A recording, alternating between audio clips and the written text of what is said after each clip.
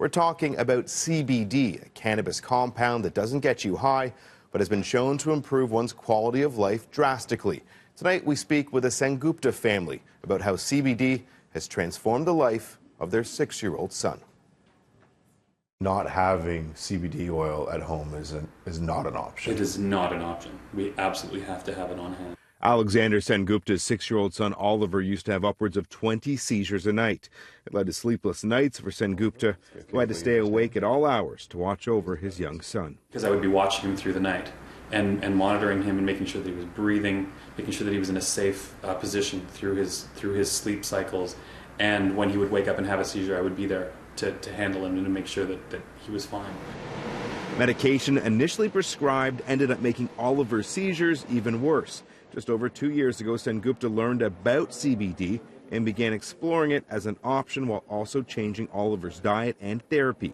Though doctors at Sick Kids wouldn't prescribe CBD, the family had to get an appointment with a different doctor. And then it was a waiting game of finding out when we could get the appointment and then getting in and going there with him. And then we've had issues with regards to making sure that the volume was correct. We had difficulty with the delivery of it. There's so many steps that add to the complexity of making sure that we have it on hand. The medication has been a life changer for Oliver and the family. He now only has 1 seizure every week to 2 weeks. Fearing there could be a shortage of CBD once marijuana was legalized, the Sen Guptas ordered the maximum amount the prescription would allow.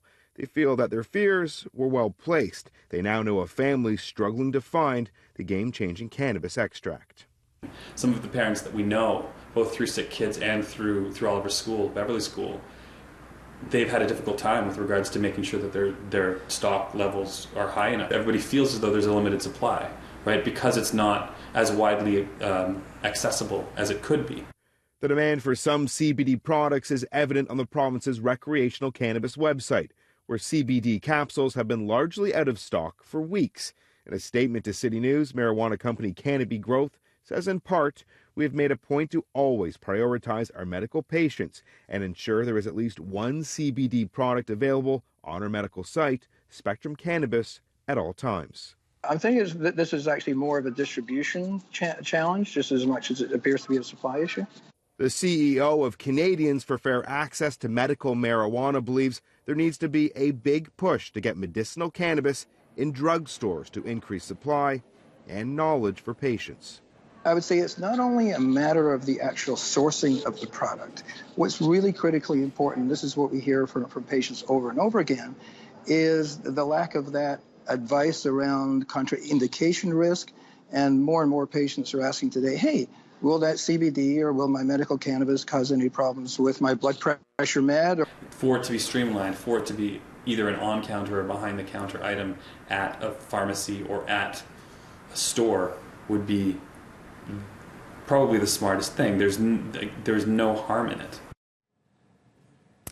And CBD isn't cheap either. The Sen Guptas go through about 4 bottles each month at a cost of more than $500.